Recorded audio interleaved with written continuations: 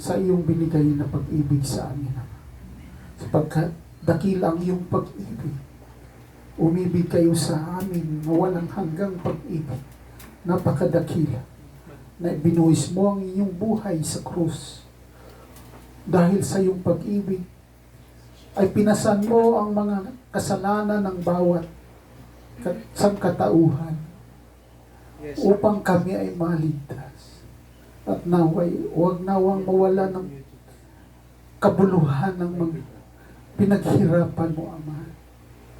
Pinaghirapan ng iyong anak na siyang nagbigay at nagbuhis ng kanyang dugo. Siyang lamang ang nagtubos ng aming mga kasalanan upang kami hindi mapahamak. Kaya, Ama, lagi mo kami alalayan. Lagi mo kami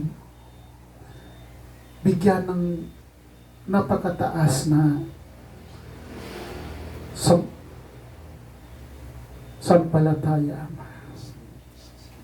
Ama, sa umagang ito, lahat ng mga problema ng mga kapatid, kung ano man, isinasamo namin sa iyo, lahat, kahirapan, kawalan,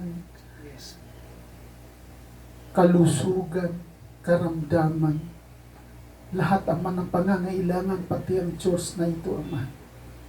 Lahat ng pangangailangan ito, mula ka pastor hanggang sa mga rito sa amin, bahay sa bahay. Dinggin mo ang panalangin ng bawat isa. Hindi ko man may isa-isa ang bawat panalangin nila, Ama. Alam namin na nararamdaman mo at nalalaman mo ang lahat ng hiling ng mga aming kapatiran. Hinihiling namin, Ama, na ang bigyan mo kami ng lakas upang kami ay makatawid ng aming mga pagsubok na ito sa buhay, Ama. Alam mo, Ama, ang lahat ng ito. Alam mo ang bawat dalangin. Alam mo ang bawat problema ng bawat isa. Dinggin mo, Ama, mahawag kayo kapag mo kami lahat na ito. Sapagkat hindi namin alam ang bukas namin, Ama. Kayo nawa ang laging manguna. Na naway ang lahat ng naririto ay may sulat sa buhay na walang hanggan sa aklat mo, Ama. Sa aklat ng Kordero. Kaya mahiling namin na lahat kami naririto ay hindi bibitaw. Bagkus kami ay magsisi ng lahat ng aming kasalanan at ipagpatuloy ang iyong pagmamahal sa amin at pagpatuloy din namin ang maging katapat sa iyo, Ama. Kaya bigyan mo kami ng karapat-dapat na gawain kung anong man yun, Ama. Paliwanag mo ng iyong banal na Espiritu na siyang nangunguna at gumagabay sa amin. Sa umagang ito, Ama, ihanda mo kami, Ama, at ang aming pastor, itong aming dalangin. In the name of the Lord Jesus Christ. Amen. Amen. Amen.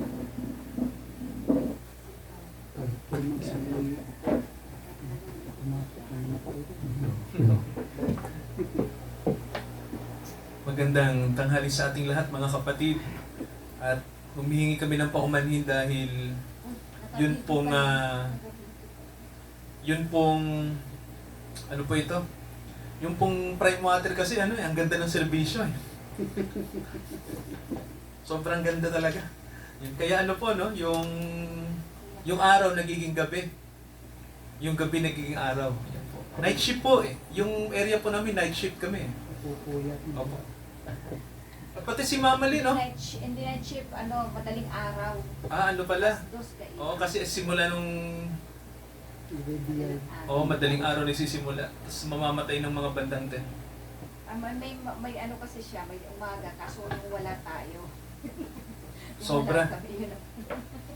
Nasa dating na walang tubig. So mga kapatid, no, tumingin nilang tayo sa Panginoon, no? Talagang no? Sumbong natin kay Lord tong mga ganitong nangyayari po, no, sa ating lipunan po sa panahong ito. May sinasabi po, mga kapatid, ang Biblia sa atin. Basahin ko po sa inyo yung Galatia chapter 1. Okay, basahin ko po.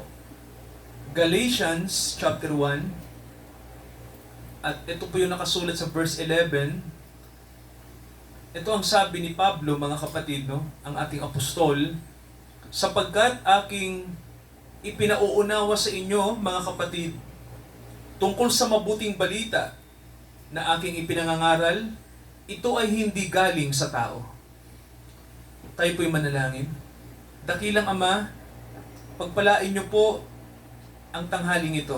Ang mga bata, ang aming mga kapatid na mga matanda, ganun din po ang mga kapatid din po namin, Ama, na hindi namin kasama ngayon. Ama, nawa po, huwag namin kalimutan na ang araw na ito ay araw po ng paglilingkod. At ang araw din ito, Ama, ay sama-sama kaming nananalangin. Kaya nawa, Ama, nasaan man sila, huwag nilang kalimutan na maglingkod, manalangin, at sundin ang kalooban nyo. Ama, nawa po, gawin namin ang ministeryong inatang nyo sa amin. Ito ang aming panalangin, Ama, samahan nyo kami. Sa pangalan ni Jesus, lahat po tayo magsabi ng Amen. So, maganda po na malaman natin, mga kapatid, no, na ang mabuting balita po ay hindi po ito galing sa tao. At mahalagang malaman natin na ang ebanghelyo po ay isang mensahe na authentic. No? Pag sinabi po natin authentic ay siguro po gamitin natin yung salitang unique. Alam nyo ba yung ibig sabihin ng unique? No? Yung mensaheng ito ay kakaiba. No? Kasi sabi ng Biblia sa atin, ang Word of God ay nagsasabi na ang ebanghelyo na dapat nating marinig noon at ngayon ay hindi galing sa tao. So mga kapatid, no, bakit sinabi ni Pablo to? Basahin po natin yung yung isang verse din na sinabi niya. Basahin natin yung verse 12. Sabi po rito, itong nakasulat, hindi ko tinanggap sa tao to, sabi niya. Hindi ito itinuro sa akin ng tao, kundi ito'y aking tinanggap sa pamamagitan ng pahayag ni Hesukristo. So ito po yung kailangan natin sa panahon na ito, mga kapatid, no? Yung sinasabing revelation. Revelation of Jesus Christ. So, maraming tao hindi ito alam dahil sa tingin nila, basta ikaw ay nag-church, basta ikaw ay nakikinig, may revelation na yon. Well, nag-uumpisa talaga ang revelation sa pakikinig, mga kapatid, no? Pero iba kapag narinig mo ang Holy Spirit. Amen po ba? No? Kapag mayroon kang narinig sa iyong espiritu, no? Si Pablo may sinabi, no, na kakaibang karanasan tungkol sa pagiging Kristiyano niya o paano siya nagsimula bilang Kristiyano. Basahin natin yung mga gawa. Eto, may sinabi si Pablo no na patotoo. Basahin ko yung Gawa chapter 26. Basahin natin yung verse 13. Ito nang sabi ni Pablo, nang katanghaliang tapat o hari. Nagpapatotoo si Pablo sa kanyang sarili noong panahon siya ay nililitis. Sabi niya rito, mahal na hari, no? Nang katanghaliang tapat, verse 13, chapter 26, nakita ko sa daan ang isang ilaw na mula sa langit, na lalong maningning kaysa sa araw.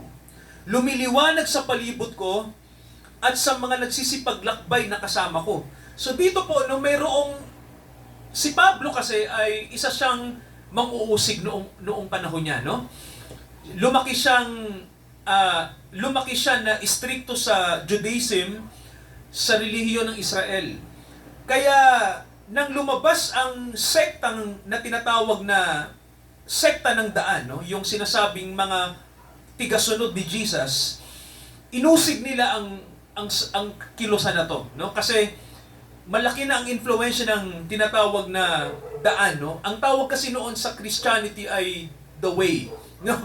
Mababasa natin sa Bible yan, na hindi naman tinatawag na Kristiyano noon ang mga tigasunod ni Jesus. Ang tawag sa kanila ay mga sumusunod sa daan. No, so, nang si Pablo ay naging scholar ng kanilang religious organization, yung Judaism, yung kilalang religion sa Israel, inusig nila itong mga sumusunod sa daan na to. Kaya naalala niyo po ba si Esteban, no? Si Stephen, yung unang martir na nandoon si Pablo, no? Saksi siya ron sa pagpatay kay Stephen, na siya pa yung nagdala ng mga damit ng mga bumato kay Stephen, no? Kumbaga po, inisponsoran niya, no? Kumbaga po, si Pablo po ay, pinakikita niya na ang lahat ng ibang relihiyon na kumakalaban sa kanyang relihiyon ay sa tingin niya hindi sa Diyos, no? Kaya kailangan lang mamatay itong si Stephen. Yun ang kanyang pananaw noong araw. Pero ano nangyari? Nang si Pablo ay nasa Syria, ng mga kapatid, no? Alam niyo ba yun, sir, yung lugar na yun, no? Nakarating na kayo ron, di ba? Sa Damascus, no? Part na ng Syria ngayon. Nandoon si Pablo ay kasama niya yung kanyang mga goods, sir, no?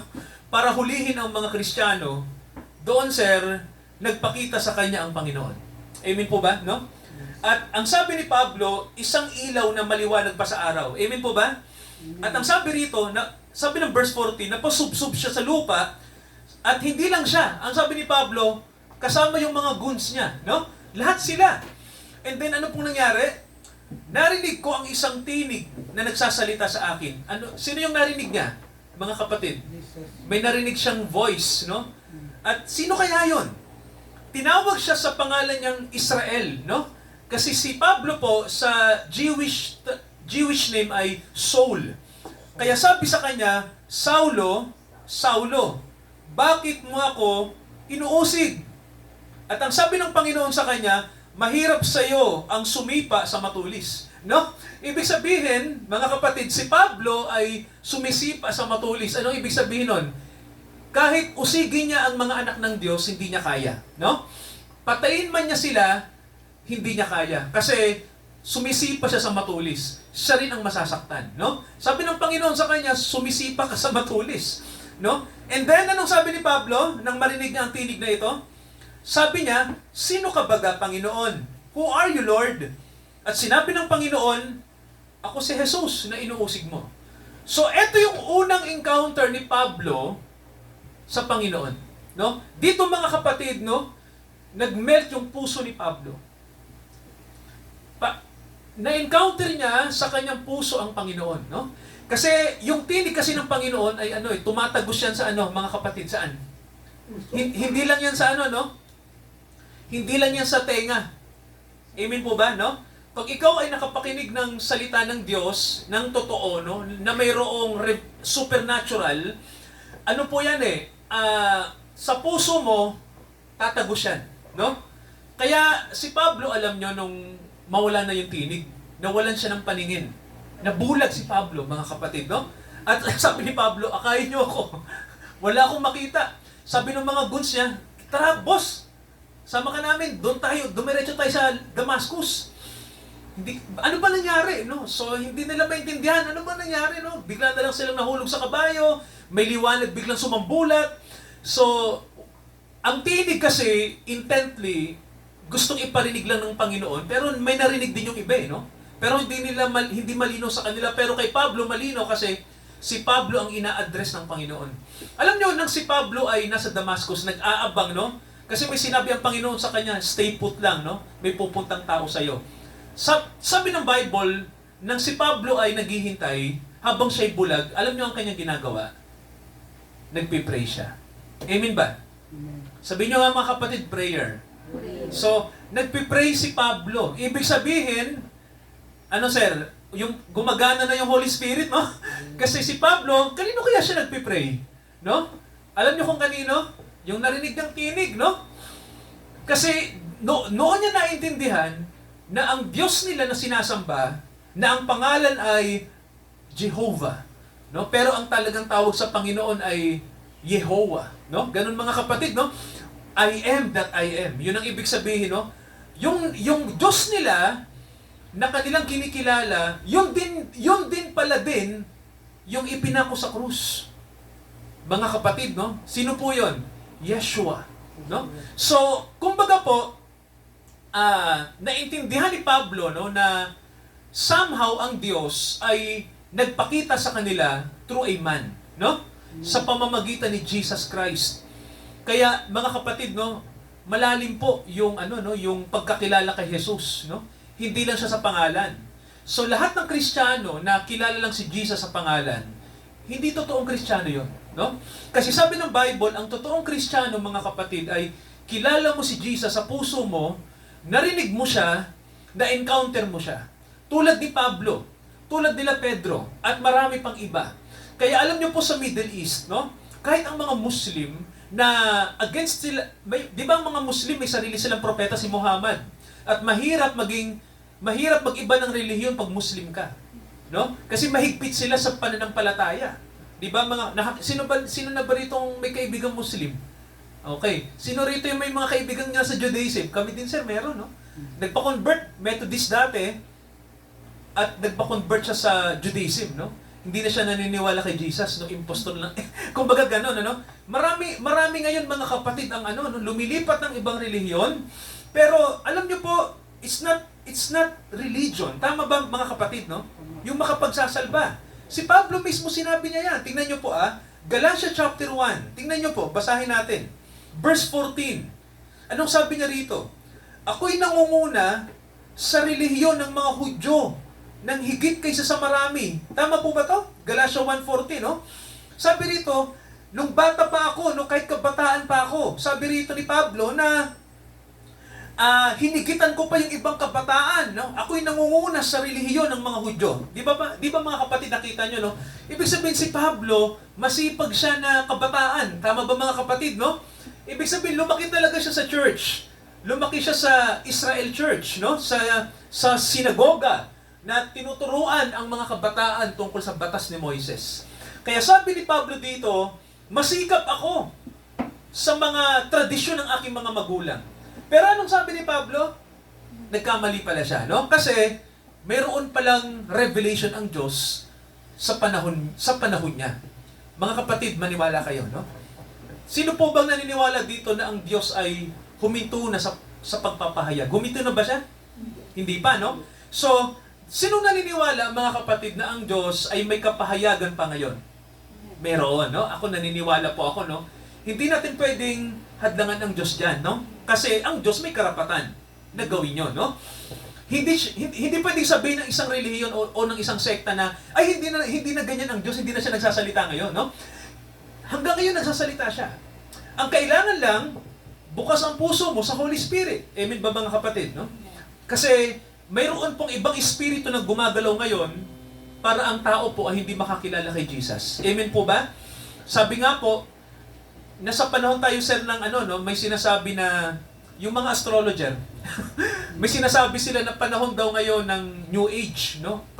Bagong panahon daw. So, kailangan daw ngayon ang Diyos, kilalanin mo siya sa iyong kalooban. May ganun silang paniniwala. Ang problema ganito. Sa sa New Age, sa kanila ang Diyos ay automatic na sa loob ng bawat tao.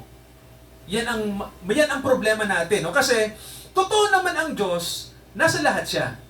Kaya lang, sabi nga ng Bible sa atin, pero hindi lahat ng tao kilala siya. Hindi lahat ng tao may unawa, no? Kasi ang sabi nga ng Bible, ang tao kasi ay patay sa kasalanan, no? Yan ang sabi ng Bible, no? So, ang pwede lang makaalam sa Diyos, yung buhay sa espiritual. Amen po ba, no? Yung ibig sabihin na kilala mo si Jesus sa sarili mo, mayroon kang alam tungkol sa Kanya, no? O kaya ay basta alam mo, no? Alam mo na si Jesus ay nagre-reveal sa iyo. No? So, alam natin na it's by heart. Sabihin niyo nga po puso. Sabihin niyo, mga kapatid, puso. No? Ibig sabihin yung sa puso natin nagpapahayag siya, no? Kaya eto, sabi ni Pablo, tingnan niyo po, nang magalingin ng Diyos na siyang sa akin ay nagbukod mula pa sa tiyan ng aking ina, ako'y tawagin sa pamamagitan ng kanyang biyaya. So dito po mapapansin niyo, no, na ang pagiging Kristiyano po sa atin ay calling. Sabihin niyo nga po calling, no? So tinawag tayo, no? So mga kapatid, no, pag sinabi, alam niyo po ba sa Bible may sinabi si Jesus, sabi niya, marami ang tinatawag pero kokonti ang hinihirang. Ano niyo po ba 'yon? Narinig niyo yung verse na 'yon, no? Marami ang tinawag pero kakaunti ang hinihirang. Dito po, sa case ni Pablo, hindi lang talaga siya tinawag. Siya po ay hinirang, no? Kasi, bakit siya hinirang? Kasi ang sabi ng Bible, nasa tiyan pa lang siya ng kanyang nanay, kilala na siya ng Diyos. No? Nasa tiyan ka pa lang ng nanay mo, kung ikaw ay tatawagin ni God, tatawagin ka niya. No? Kasi, pilinano niya, natawagin ka. No? Itinalaga ka niya, ikaw ay, kumbaga hindi insidente na nakilala mo siya, mga kapatid, no? Diyos ang nag-set up niyan. Diyos ang nag-schedule, Diyos ang nagplano, ang gandang word, no? Diyos ang may layunin kung bakit kailangan mangyari yan, no? Kaya, mga kapatid, no, hindi po aksidente ang pagtawag po sa atin. Lalo na po kapag ang usapin ay paghirap. No, kaya ano po, no? Sabi nga ng Biblia sa atin, nakalagay, mababasa natin, nang magalingin ng Diyos na siyang sa akin ay nagbukod, no? Ang ganda ng word, no? But when it pleased God who separated me from my mother's womb. Ibig sabihin ng separation, ano po ba ibig sabihin sa Tagalog? Binukod. Inihiwalay, no? Mga kapatid, no? So, ganun din po, no? Yung buhay natin, binubukod tayo, no? Hinihiwalay tayo sa mundo. Mahirap talaga, no? Mahirap talagang makasunod sa Panginoon, no? Yan po ang totoo, no? Hanggat hindi natin nakikita yung sino ba ang Diyos, yung tunay na Diyos, no? Tayo lang ang Christianism po, no, na pananampalataya, tayo lang ang faith na sa atin ang pananampalataya ay walang kinalaman ang tao, no? Matindi ba yung claim na yun, sir? Matindi, no? Kasi sa ibang religion, ang kanilang paniniwala ay basta gawin mo to, gawin mo yan, no? May mga gano'n, no? Gawin mo to, gawin mo tong rules na to, magpakabait ka, gawin mo to. Puro gano'n, ano? Gano'n ang rules ng religion. Pero sa Christianity iba, no? Sa atin, wala tayong nagawa, no? Mga kapatid, no? Kundi, Diyos ang gumawa. Siya ang gumawa sa atin. Kumilos ang Diyos sa atin. So, walang kinalaman ang tao, no? Mabigat ang claim ng Christianity kasi sa religion na normal, kailangan may gawin tayo para makarating sa langit. Tama ho ba? Sa Kristyanismo, iba. Mga kapatid, no? Sa Kristyanismo, walang deserving na taong makarating sa langit. Wala. Wala talaga. So lahat tayo ay kapahamakan talaga. No? At mga kapatid, eto pa, hindi tayo deserving na makarating sa langit. Tama ho ba? Hindi tayo worthy. Ibig sabihin, hindi natin pwedeng sabihin sa sarili natin na, bakit ako hindi pwede, Lord, sa langit? Mabait naman ako. Ang sabi ng Bible, walang pwedeng makarating sa langit. Ayon sa pamantayan ng Diyos, walang nakarating sa inyo. So mabigat ang hinahanap ng Christian faith, mga kapatid, no? Ang akala lang ng iba, ang Christian faith ay, di ba sir, yung nakalaka natin, ano, gawin mo to, di ba, no? Puro ganun no? Gawin lang natin ng tradisyon na to, magpakasipag tayo sa alam nating sekta natin, okay na yon. Pero iba sir malalim, no? Sabi ni Pablo, iba, no? Kailangan kang tawagin ng Diyos, ibukod ka, dahil may layunin ang Diyos sa'yo. So mga kapatid, gano'n, no? Gano'n yung pinag-uusapan natin, no? Malalim po, no? Hindi lang basta ito, no? Itong kombinante na ibinigay ng Diyos sa atin. Ibang-iba. Kaya, anong sabi ni Pablo, mga kapatid, no? Tingnan natin yung verse 16. Tingnan nyo to, hanggang dito tayo, ha? Tuloy natin to next week. Sabi rito, anong ginawa ng Diyos kay Pablo? Inihayag ang kanyang anak sa akin. Di ba sabi ni Pablo dito, pansinin nyo po, Diyos ang nag-set up para ipahayag ang anak ng Diyos sa kanya. Ibig sabihin po, kilala na ba ng Diyos si Pablo noon pa? Yes. Di ba sabi nga niya, sa tiyan pa lang siya ng nanay niya, kilala na siya ng Diyos. At doon mismo sa araw na yun sa Damascus, ipinakilala ng Diyos kay Pablo ang kanyang anak, no? At ang sabi mga kapatid, to reveal His Son in me. So kung titingnan niyo po, hindi niya sinabing, to reveal His Son to me. Napansin niyo po? He revealed His Son in me. Ito yung sinasabi ko, sir, na lalim, no? Within, no? Hindi lang si Pablo nakarinig ng tinig sa labas, narinig din niya ang tinig saan po? Sa loob, no? Kaya nga ang sabi, in me, no? Pinahayag ng Diyos ang kanyang anak sa akin. Kaya mga kapatid, no? Hindi tayo mako-convert sa pakikinig lang ng normal na sound ng preaching. Kailangang behind preaching, sa likod ng pangangaral, mayroon talagang may akda para ikaw ay mabago. Amen po ba? Supernatural. Diyos po ang may kapangyarihan baguhin ang tao. Alam niyo po, nung nangangaral po ako sa Malolos, libo-libong taong nakikinig. Alam niyo po, hindi ko alam kung ilan yung lumapit sa 1,000 eh. Parang mga nasa 50 pa. And then, after 50, pababa pa yon, no? Kasi hindi lahat magkukumit. Magiging 40 yan, 30, hanggang sa maging 5 na lang. Ganun sir, no? No? Hanggang sa maging ito'y 3 o 2 na lang. So may matitira na talagang tinawag, no? Kaya mga kapatid, no, sabi nga natin, ang pagiging Kristiyano po, hindi po yan paramihan. Amen po ba? Hindi po yan sinasabi na, uy, ang dami nagsisimba sa church na yun, doon tayo. Uy, doon. Hindi po yung gano'n, no? Kasi sa langit, mga kapatid, sabi ng Bible, ang ililigtas lang ng Diyos yung nakasulat ang pangalan sa aklat ng buhay. Di ba? So, hindi dito sinabi na nabautismuhan ka sa church na to, langit ka na. Ganon sir, no? Ganon yung pananaw ng marami ate, no? Na bautisado ako dito, dito kami lumaki sa church na to, so okay na. Ganon. Mga kapatid, no, tandaan natin, ano? Pagdating mo ron sa langit, kailangan makita ang pangalan mo. Saan, sir? Sa aklat ng buhay. Opo, no? E paano, sir, kung wala doon ang pangalan? Kawawa tayo, no? Ibig sabihin, hindi tayo kasama, no? Sabi ni Pablo, inihayag ng Diyos ang kanyang anak sa akin upang siya'y ipangaral sa gitna ng mga hintil. Sabi ni Pablo, pagkaraan nun, sabi niya, hindi ako sumangguni sa tao. Ang ibig sabihin niya ng laman at dugo, hindi siya nagsabi na kailangan ko ng tao, no? Para may malaman pa, no? Kundi ang ginawa ni Pablo, mga kapatid, ay siya ay nagnilay, binasa niya ang scripture, sabi rito, no? Hindi agad siya pumunta sa Jerusalem, kundi anong sabi niya, pumunta siya sa Arabia. Saan pumunta si Pablo? Na siya ay makonvert, tama, no? At sa palagay niyo po, ilang taon siya sa Arabia? Basahin niyo po yung verse 18. Grabe, 3 years ate. Anong ginawa ni Pablo sir sa Arabia?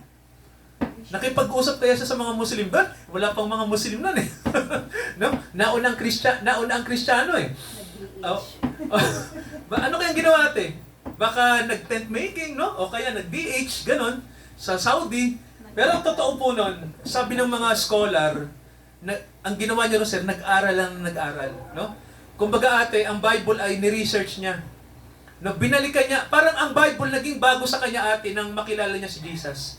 Kasi noong araw, ang Bible ay ini-interpret ng Israel na nang wala pa si Jesus sa kanila, ang Bible ay Bible lang na pinahayag sa kanila. Puro batas. Ano ate? Puro batas. Opo, more on law, tama po, more on batas, Rules. more on rules, no?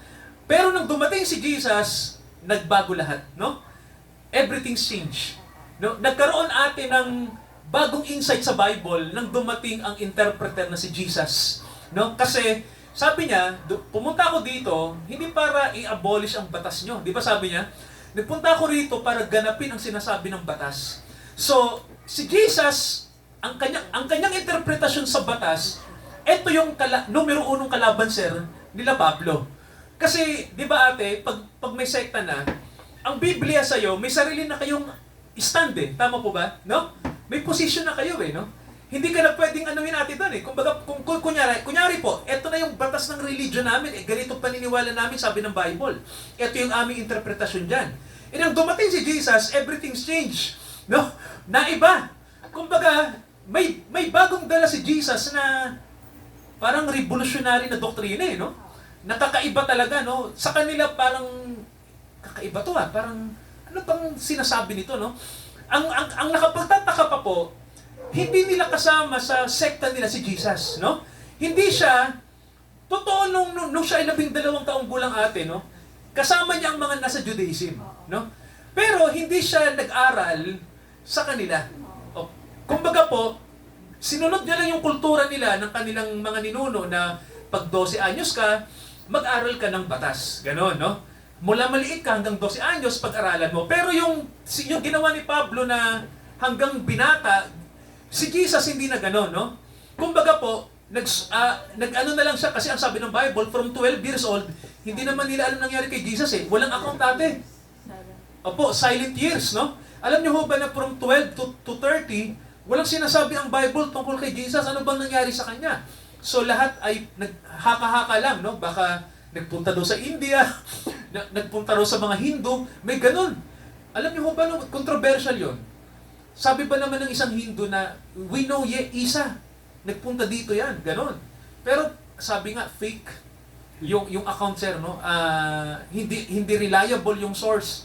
Kasi po, may mga religion po sa India at sa mga Buddhist na tingin nila si Jesus ay kasama din nila. Alam niyo naman, sir, di ba? Parang kabilang daw 'yon sa mga naliwanagan, no? Kasi dito sa Asia ate, maraming religion, di ba? At ang religion sa Asia more on Hinduism, Buddhism. So sa kanila, si Jesus daw ay hindi naman daw malayo ang teaching sa kanila. So, nagulat yung Russians na yun, ganun ba? Nagpunta ba si Jesus dito? Kaya sumulat siya atin ng aklat, no? Yung sinasabing, the missing years of Jesus Christ. Pero ang totoo nun, hindi yun mapatunayan kung talagang totoo. Pero alam niyo ang Bible, malalaman natin, si Jesus, ito yung stand ko, hindi siya umalis sa Israel. Nandyan lang siya. No? At ang sabi ng Bible, kilala si Jesus na aluwagi. Alam niyo ho ba yun? Karpintero, mason ate. No?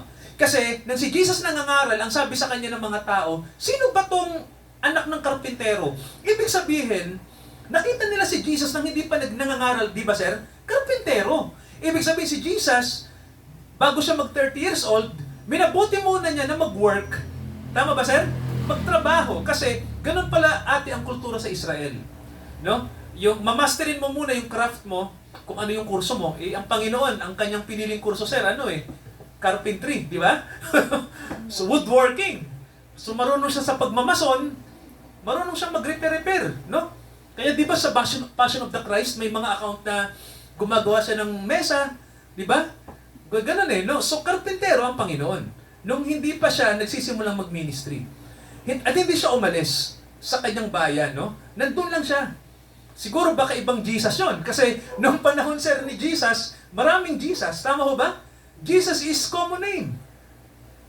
Ordinaryong pangalan. Parang, sir, parang Noel. Parang ganun. Ang Jesus ay ordinaryong pangalan noong araw. Kaya maraming Jesus. Baka ibang Jesus yon. So, yung sinasabi ko pong Jesus sa inyo, kilala niyo na kung sino, no? Ang Panginoong Jesus, Jesus Christ the Messiah. So, na tiga Nazareth ate, no, na historical figure at kilala tayo ng Panginoon. Kahit siya ay, hindi natin siya nakasama for 2,000 years ago, pero kilala ka niya. Amen po ba? Kilala ka ng Panginoon. Kilala ka niya, sir. No? Hindi ka pa pinanganganak. Mga kapatid, no? Kilala ka ng Panginoon. At si Joy, kilala din ng Panginoon yan. At si Ainsley, syempre, no? At ang asawa ko at ate, no? Tayong lahat na nandito ngayon, kilala niya kung sino tayo, no? Kasi sabi ng Panginoon bago ka pa niluwal, kinilala na kita. So, manalangin tayo mga kapatid, no? Nawa po, itong ebanghelyo na ito na ating narinig ay sa puso natin dahil hindi ito galing sa tao. Ito ay galing sa Diyos. Let us pray. Ama, nawa po, ang ebanghelyo na dapat naming marinig, iparinig niyo po, Ama, sa amin. Sa pamamagitan ng aming pagsama-samang worship dito po sa household. Kung may pagkakataon, Ama, ay ito po ay ma-review namin from sa Bible po, mababasa namin. Magbasa kami ng Bible para malaman namin kung ano ba ang mabuting balita. Kung bakit sinabi ni Pablo na ito ay hindi galing sa tao, ito ay hindi nag-originate sa tao, walang kinalaman ang tao, walang kinalaman ang human will. Walang kinalaman ang relihiyon ng tao. Walang kinalaman ang sekta ng tao. Walang kinalaman ang organisasyon ng tao. Ang gospel ay galing sa inyo.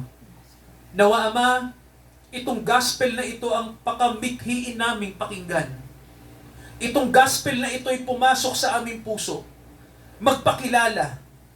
Dahil, Ama, kung hindi namin alam ang gospel na biblical, baliwala ang faith namin. Pakilala nyo, Ama, ang inyong mabuting balita sa mga tao po na inyong kinalulugdan. Ganon din sa mga tao po na kailangan ng habag mula sa inyo. Kailangan nila ng awa, Ama. Kaya pinagpipray namin, makakilala sila sa mabuting balita, Ama. Salamat po sa araw na ito, sa tanghaling ito. Pagpalain niyo po ang aming mga kapatid na nandito ngayon, na hindi kami lalabas ng house church na ito na hindi nyo kami pinagpapala. Ito ang aming panalangin, Ama. Salamat po sa mabuting balitang ito, na nawa, Ama, ang mabuting balitang ito, alam namin hindi ito nakakasawa. Dahil, Ama, it's about you. Ang mabuting balita ay tungkol sa inyo. Tungkol kay Jesus Christ, na kung saan ang inyo pong pagiging Diyos ay indescribable. Hindi po kayo nauubusan ng pahayag. Mayaman kayo sa mga bagay na espiritual. Kaya, Ama, ang aming isip at puso, dalhin niyo po sa walang hanggang mga aral na dapat naming malaman ngayon. Salamat, Ama. Ito ang aming panalangin. Magala kami na lagi kaming tumingin sa inyo upang kami ay mabago araw-araw. Ito ang aming panalangin, Father God. Bless us. Pagpalain niyo po, Ama, ang araw na ito. Pagpalain niyo po ang bawat kapatid namin. Sa pangalan ni Jesus, ito ang aming panalangin. Lahat po tayo magsabi ng Amen. Amen. Hallelujah. Mga kapatid, sa atin pong pagkakaloob sa Panginoon ay awaitin natin ang seek ye first the kingdom of God and His righteousness. Hallelujah. Seek ye first The kingdom of God and His righteousness, and all these things shall be added unto you. Hallelujah, hallelujah,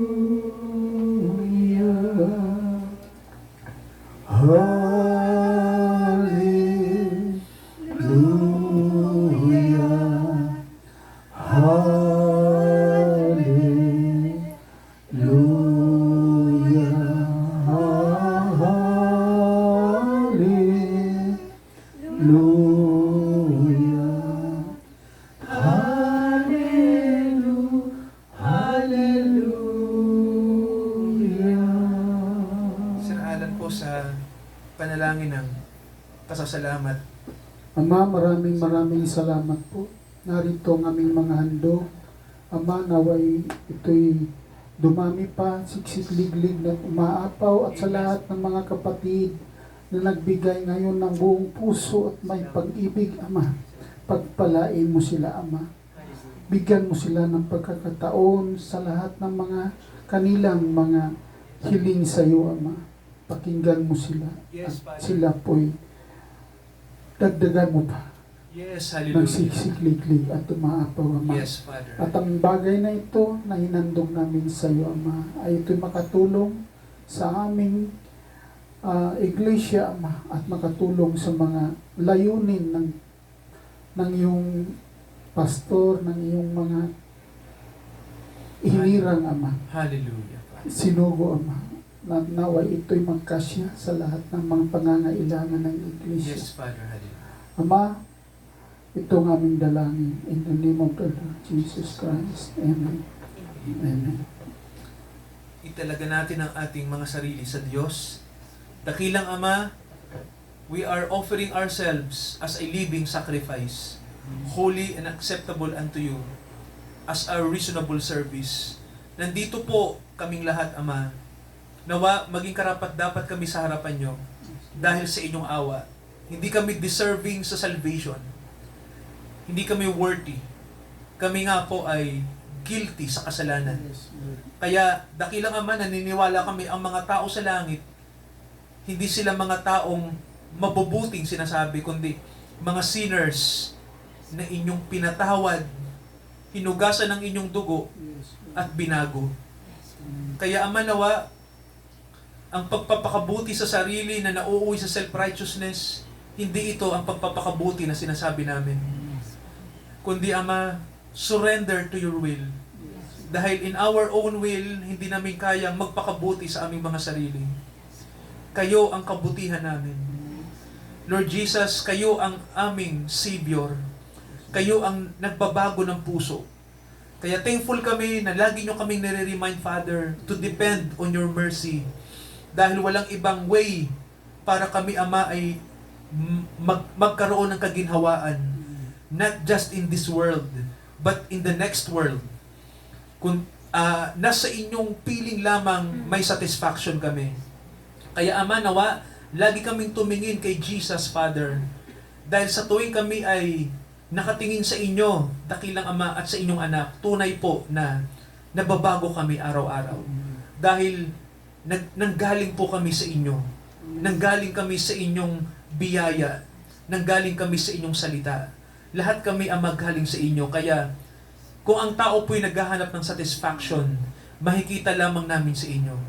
Hindi sa mga bagay ng mundo, hindi sa kasiyahan ng mundo, hindi sa kultura ng mundo, do ang mundong ito ay dapat makaunawa din dahil nilikha nyo ito ng mabuti. Yun nga lang, Ama, nagkaroon ito ng bahid kasalanan. Kaya nagkaroon ng sumpa ang mundo dahil sa kasalanan.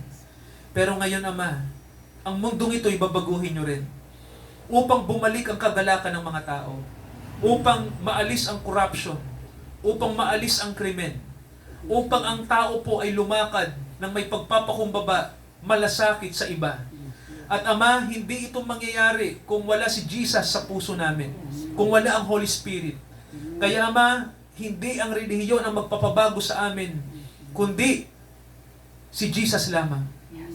The Lord Jesus Christ alone ang pwedeng magbago sa tao, hindi ang relihiyon.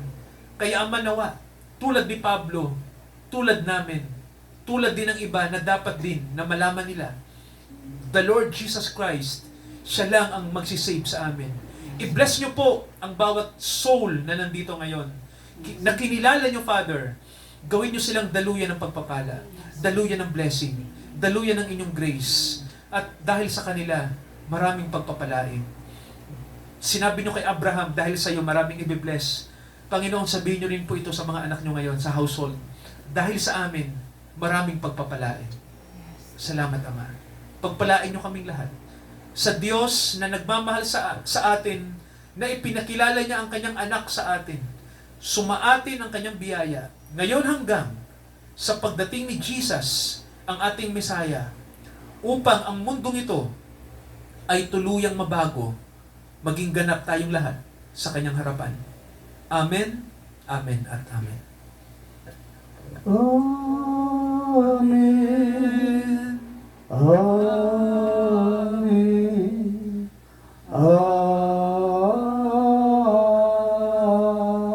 Amen. Praise God. Purihin ang Diyos. Purihin ang Diyos. Praise God. God bless Ainsley. God bless Joy. God bless Ate.